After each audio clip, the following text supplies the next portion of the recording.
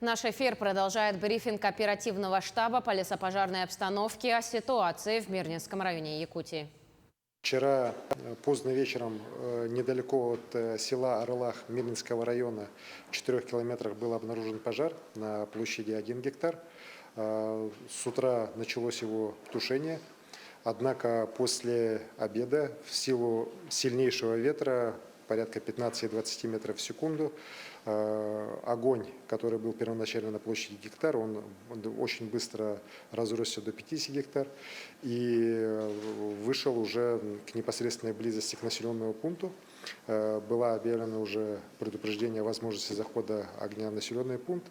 И, к сожалению, вот в районе 17:30 огонь перебросил через реку Малая Батобия. Это большая достаточно такая речушка, и возник пожар уже непосредственно в самом населенном пункте. К этому времени в населенном пункте уже находились дополнительные силы МЧС, пожарников. Были привлечены силы авиакомпании «Алроса». К сожалению, 3 жилых дома сгорели, и также две стройки. На данный момент пожар локализован, и силами пожарных МЧС и спасательных служб республики он остановлен. Сейчас идет уже его окончательная локализация и ликвидация. Вместе с тем, конечно же, пожар лесной, он на той стороне идет, поэтому принято решение, сейчас уже самолет Би-200 МЧС России вылетел на Мирный из Якутска для тушения пожаров. Также в течение ближайших буквально минут вылетит уже вертолет Ми-26 с водосливным устройством большим, и также будет на нем уже команда дополнительная спасателей МЧС в составе 20 человек.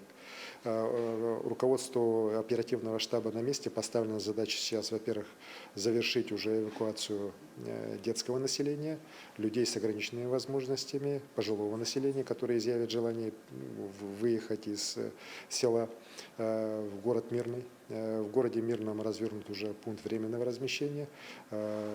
При поддержке компании «Алроса» будет организовано обеспечение людей необходимым на месте питания. Здесь работа идет организована, автобусы, необходимая техника, она вся выделена и работает. Также поставлена задача учреждениям здравоохранения мониторить население, здоровье населения. Пока случаев обращения за помощью нету. Вместе с тем, конечно же, понятно, что люди находятся в сложной психологическом состоянии, и необходимую помощь на местах и на месте, конечно, надо оказывать. Работа будет продолжена. Сейчас главная задача, еще раз говорю, окончательно ликвидировать пожар, который идет, на стороне именно поселка был, перекинулся так. В дальнейшем, в ближайшие сутки будет идти работа уже по локализации и дальнейшей ликвидации лесного пожара, который на той стороне реки Малая Батобия еще продолжается. Это был брифинг по лесопожарной обстановке.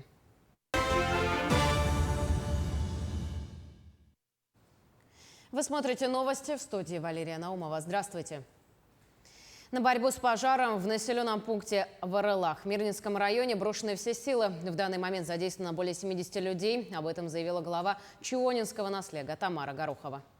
Все силы и средства у нас уже в наличии, да. Все спасательные службы Мирнинского района задействованы именно в точке горения, как раз около села Орлах, да. Получается, на месте пожара у меня сейчас работают 72 человека. Это лесопожарные службы Мирнинского района, МЧС.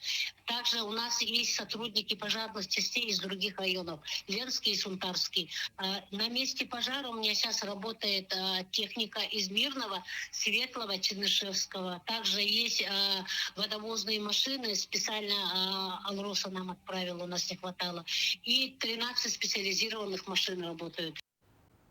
Между тем, на территории Мирнинского района введен режим ЧС. Администрация объявила сбор помощи для пострадавших. Нужны раскладушки, матрасы, постельные принадлежности, предметы личной гигиены и продукты питания. Стоит отметить, что по поручению прокуратуры Республики, прокуратуры города Мирного организована проверка по факту возникновения лесного пожара, перешедшего на населенный пункт поселок Орлах Мирнинского района. На место выехал прокурор города Мирного. Причины пожара и ущерб устанавливаются. Прокуратура города обеспечивается на месте координации задействованных в тушении оперативных подразделений. Оказывается помощь местному населению. Будет дана оценка соблюдению со стороны уполномоченных органов исполнению законодательства о защите населения и территорий от чрезвычайных ситуаций и другим вопросам. В Сунтарском районе около села Нахара действует лесной пожар в пределах 5 километрах от села. Об этом сообщает пресс-служба Госкомобеспечения Якутии. Общая площадь огня составляет примерно 40 гектаров. На тушение задействованы техника и сотрудники государственной противопожарной службы Сунтарского района. Местной администрацией и жителями населенных пунктов организовываются добровольные отряды на тушение лесного пожара. Сообщается, что между населенными пунктами есть естественные преграды. Это озеро и поля, которые, как надеется местное население, немного задержат ход пожара. К другим темам. Добровольческий отряд «Боотур» из Якутии отправился в Украину для участия в специальной военной операции. Глава региона Айсан Николаев встретился с якутянами и пожелал всем удачи. Глава также вручил юбилейные знаки «100 лет Якутской ССР» отличившимся бойцам первого отряда добровольцев, вернувшихся с Украины. Формированием специального отряда «Боотур». На специальную военную операцию из республики поехали 105 якутян. Все добровольцы прошли службу в рядах вооруженных сил, имеют разные военные специальности. Настрой у всех боевой, очень сильный патриотический подъем. В составе бойцов отправились и медицинские работники, которые непосредственно будут помогать раненым на поле боя. Мы сразу же согласились, потому что мы едем туда, чтобы возвращать личный состав в строй для оказания медицинской помощи экстренного характера гражданским и всем, кому потребуется. На нас очень большая ответственность, потому что мы будем вести не только войну, мы будем еще тащить на себе раненых и оказывать им специализированную экстренную медицинскую помощь.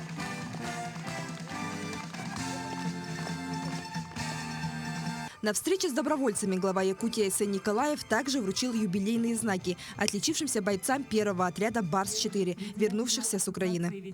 Ценность якутских кадров тем, что все ребята охотники, все связаны с оружием, вооружением, и все на лету схватывают. У нас даже вот ребята, которые ни разу не стреляли из ПТУРов вообще, вот, первый, второй выстрел уже по танку Корповский подбили и все прочее. Ну, все это выполняли на отлично. Провожающие родные еле сдерживают слезы, волнуются и молятся за своих мужей, братьев и отцов. Он долго ничего не говорил. Сначала пошел, все документы оформил. Знал, что мы будем сильно волноваться и переживать. Поэтому он в последний момент нам сказал о том, что он едет, и нам остается только смириться с этим, ждать, пожелать ему удачи. Выражаю им слова искренней благодарности от имени всех якутян за то, что они идут воевать, в том числе за наши интересы, за интересы многонационального народа России. Большая благодарность медикам нашим гражданским, которые первые тоже вот в этом отряде есть уже. Мы всем им желаем вернуться домой с победой, вернуться живыми и здоровыми туда, где их любят и ждут. Светлана Амосова, Георгий Григорьев, Якутск.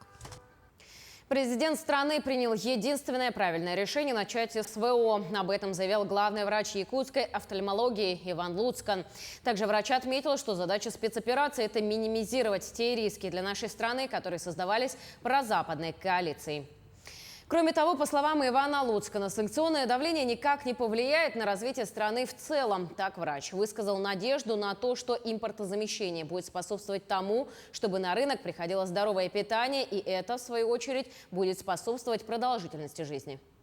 Здесь надо исходить из того, что те санкции, которые вводятся, они не вводятся в отношении, в первую очередь, приоритетных отраслей. Да, потому что и наши западные так называемые партнеры, они прекрасно осознают, что Россия – это огромный рынок. Россия, она самодостаточная, вполне страна, мы можем себя обеспечить и продуктами питания, как мы обеспечиваем 20% всего продовольственного импорта, в том числе и зерна, в отношении других государств. Мы спокойно можем прожить и перетерпеть эти санкции. 11 школ города Якутска в этом году стали участниками федеральной программы модернизации школьных систем образования. Так, учреждения пройдут капитальный ремонт, и уже в сентябре школьники переступят порог обновленных школ. С подробностями Саргалана Неустроева. Многие школы города Якутска давно ожидали капитального ремонта. К примеру, здание школы номер 23 было построено в 1974 году и с тех пор никогда не ремонтировалось. Поэтому к реализации проекта не только учителя, но и родители подошли со всей ответственностью. Они контролируют постоянно ход проведения строительства. Неоднократно собирались здесь, на строительной площадке. Они смотрят, как идет покраска. Дизайн школы полностью сделан родителями. Полностью цвет, выбор раскраски, какие линии будут. Это все мы утверждали вместе с родительским комитетом. С таким же энтузиазмом к ремонту подошли и родители Саха-политехнического лицея. Капремонт в этом учреждении также никогда не проводился. По словам директора школы, зимой в здании становилось холодно, сантехника требовала обновления, а к оснащению столовой у Роспотребнадзора всегда имелись претензии. Работа проделана, скажем, на 80%. Но мы надеемся, что к 20 августа или к 15 августа как-то завершающий итог подвести, и чтобы дети все равно 1 сентября, достойно пришли на 1 сентября. Здесь работали определенная комиссия родительской общественности. Выбирали мы всем миром, скажем, да. И вот такой вот вклад. А между тем, программа модернизации школьных систем образования комплексная и подразумевает не только проведение капитального ремонта, но и оснащение современным оборудованием, мебелью, учебниками, а также повышение квалификации учителей и педагогических работников. Около миллиарда рублей федеральных средств привлечено, и также 100 миллионов рублей, порядка 100 миллионов рублей из местного бюджета, которые направлены и на закупку оборудования, мебели, на программу по антитеррору, ограждение, видеосигнализации и так далее. Федеральная программа будет действовать еще несколько лет. Так, представители управления образования надеются, что в следующем году ее участниками станут уже все оставшиеся школы города. Но уже сегодня реализация проекта в 11 школах обещает привести к значительному повышению качества образования в Якутске. Саргалана Неустроева, Артем Алексеев, Якутск. Институт Open проводит Дни открытых дверей в библиотеках Якутска. С 28 июля по 4 августа в 3 библиотеках города всем желающим помогут зарегистрироваться на электронной площадке «Труд всем» и подать заявку на бесплатное обучение по многочисленным программам, начиная с IT-технологий, заканчивая предпринимательством. Подробнее в сюжете Марии Кардашевской. С 2021 года Северо-Восточный федеральный университет является региональным оператором федерального проекта «Содействие занятости». Проект направлен на бесплатное обучение и помощь в трудоустройстве тех категорий граждан, для которых это особенно актуально. В проекте могут участвовать некоторые категории граждан. Это у нас в первую очередь безработные, это люди, которые находятся под риском увольнения, это женщины, которые имеют малолетних детей, которые не трудоустроены, а также есть возможность обучиться у женщин, которые находятся в отпуске по уходу за ребенком до 3 лет. Также могут обучаться предпенсионеры и пенсионеры. Также с этого года могут обучаться люди до 35 лет, которые не могут тоже трудоустроиться. Широкий выбор программ представлен от образовательных учреждений, участников проекта со всех регионов страны. Кроме этого, освоить новую профессию можно и не выезжая за пределы Якутска. Университет в этом году представил 3 программы повышения квалификации. Это программа по менеджменту в образовании, это по адаптивной физической культуре и также по предпринимательству. Некоторые программы, конечно, требуют среднего профессионального или высшего образования, а некоторые программы требуют только школьной аттестации. Для того, чтобы попасть в программу и получить возможность пройти обучение, необходимо подать заявку на сайте «Работа в России». Сделать это можно как самостоятельно, так и в Дни открытых дверей в библиотеках Якутска. У нас сейчас открыто уже 3 сектора электронных услуг. Первый вы можете видеть прямо за моей спиной. Это сектор, который находится в смарт-библиотеке на 203-м микрорайоне. Потом открыт еще один сектор на базе библиотеки Белинского. Это всем известная Белингана Федора Попова. И третий сектор у нас открыт в библиотеке «Созвездие», которая находится на Мординова. Начиная с 28 июля можно будет обратиться в любой из секторов электронных услуг наших библиотек, и наши специалисты, библиотекари всегда будут рады оказать помощь. С 28 июля по 4 августа все желающие, кто подпадает под вышеуказанные категории, могут обратиться к сотрудникам библиотек и получить всю необходимую помощь по регистрации и подаче заявки на бесплатное обучение. Мария Кардашевская, Павел Пахомов, Якутск. Благоустройство Ленска идет полным ходом. Сегодня он стал одним из красивейших городов Якутии. Здесь строятся новые дома, возводятся микрорайоны, благоустраиваются придомовые территории, строятся скверы, возводятся детские спортивные площадки. И так можно перечислять еще долго. Но о последних новшествах мы расскажем в нашем сюжете. Новый микрорайон «Рабочий» – это современный жилой комплекс, уже с развитой инфраструктурой и обустроенной комфортной городской средой.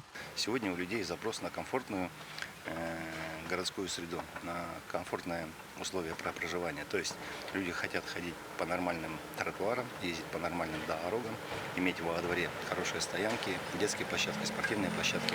Поэтому, учитывая вот этот запрос, мы сегодня его реализуем в рамках нашего небольшого города Ленска, чтобы он стал еще красивее, комфортнее, и чтобы в нем было удобно жить. В микрорайоне строится новая дорога, работа уже в стадии завершения. Объект возводится по всем установленным правилам. Здесь предусмотрено водоотведение, будут обустроены подъезды к домам и оборудованы стоянки для автомобилей. Тротуары для безопасности детей решено сделать с высоким железным забором. Благоустраиваются и дворовые территории микрорайона. Классно, ощущения очень приятные, очень приятные. Во-первых, во двор очень приятно заходить. Если еще вот дорога вот здесь вот будет вообще шикарно. Зеленые насаждения будут. Ну, очень красиво, очень хорошо. Я говорю, наверное, единственное место такое будет. Предприятие ЗАО «Три семерки» начало в микрорайоне обустройство зоны отдыха. Здесь появились лавочки, цветники и заработал новый фонтан. В жаркую погоду, вот они сейчас еще, видимо, спят. Сейчас они днем выйдут, они прямо на эти струи верхом садятся, купаются, брызгаются. Мамы тут сидят у них. Детям вообще радость, конечно, великая. На реку не надо ходить. В микрорайоне установлены детская и игровая спортивная площадки, идет строительство сквера. Освободившаяся от ветхого жилья территория прибрана, отсыпана. Сегодня идут работы по его возведению. Вот здесь проезжая часть будет асфальтироваться, будут тротуары, велосипедная дорожка, малые формы, игровые площадки, озеленение, освещение. Глава города держит весь процесс благоустройства под своим контролем. Еженедельно выезжает в микрорайон с осмотром стройки. Благодаря его непосредственному участию удается решить проблемные вопросы вовремя. Благоустраиваются и другие городские дворы. Придомовая территория по улице Первомайская тоже обретет новый вид. А главное, жители избавятся от наболевшей проблемы постоянных луж. Помимо этого проводится ремонт по улице Набережная. Он будет закончен к концу сентября этого года. Светлана Болеева, Виталий Андреев, Ленск.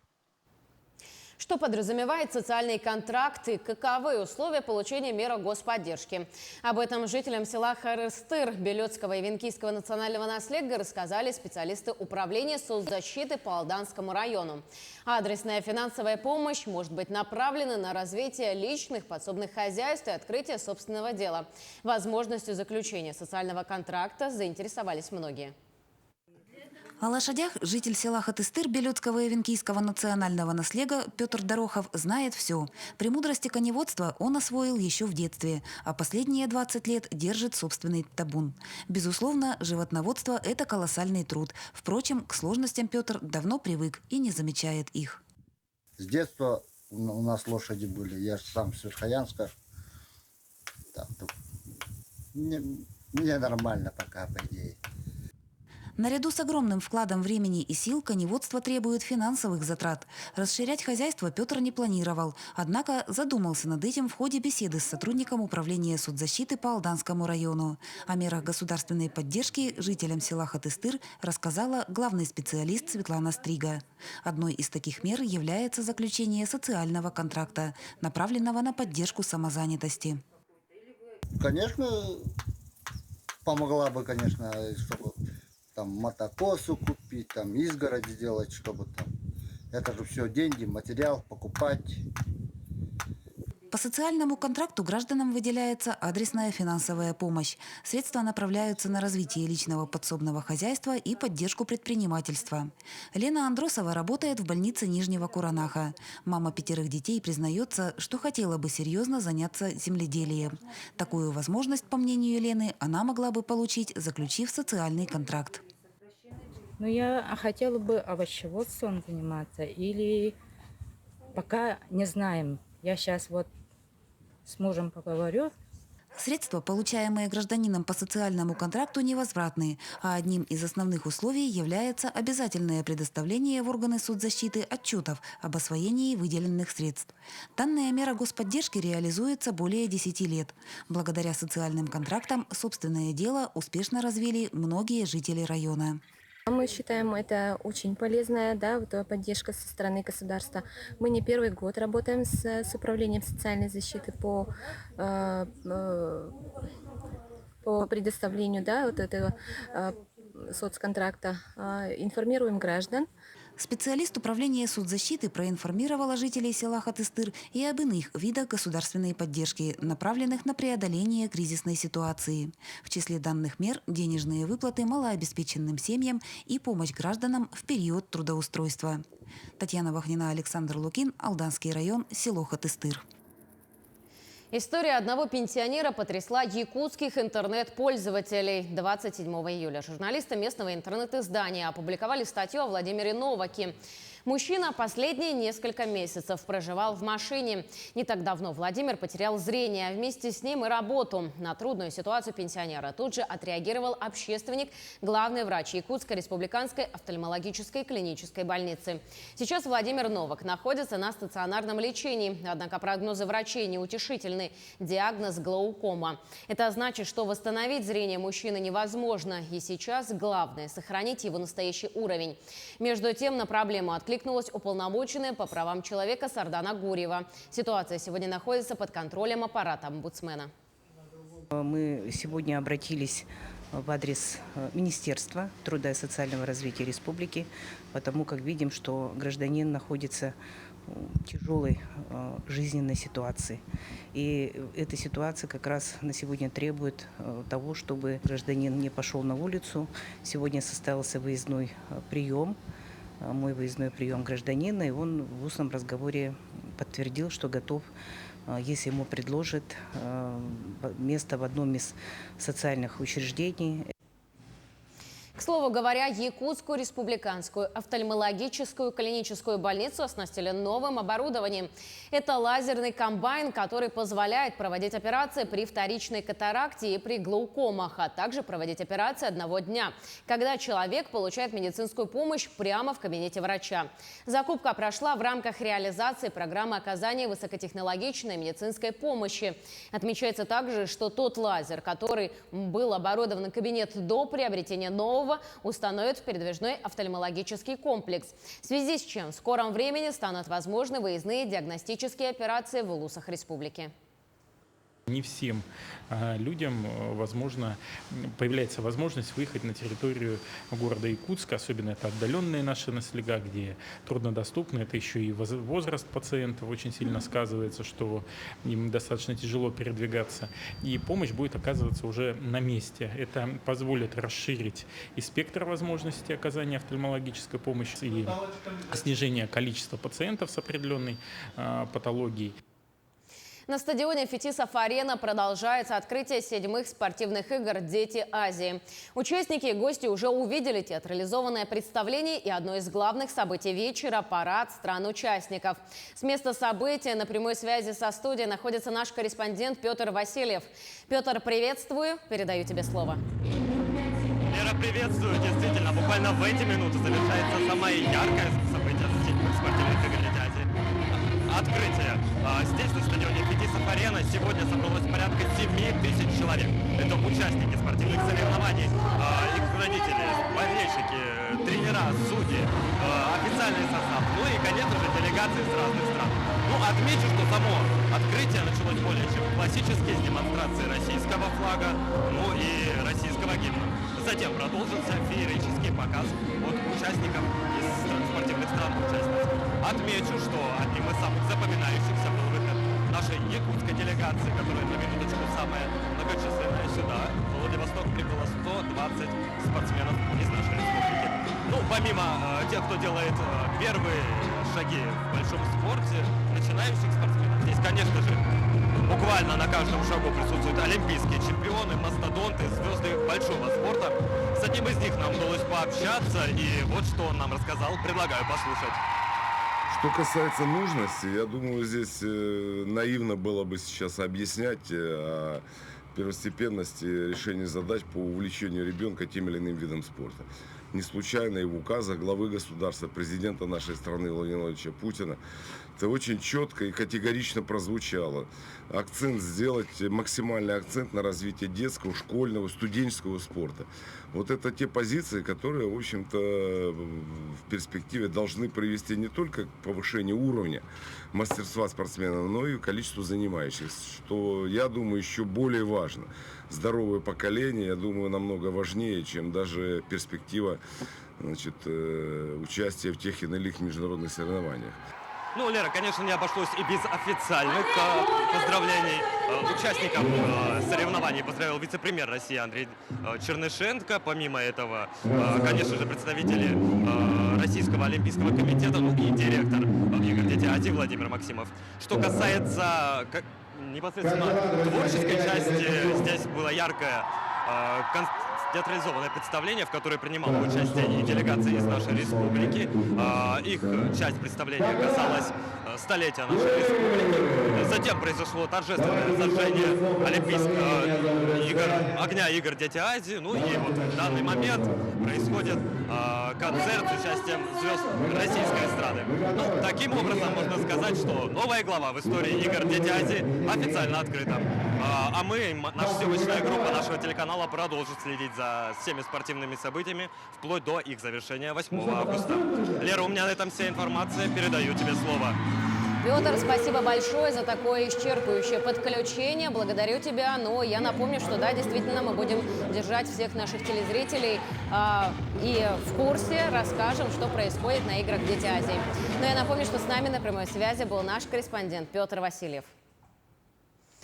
На этом у нас все. В студии была Валерия Наумова. Всего доброго и до новых встреч в эфире.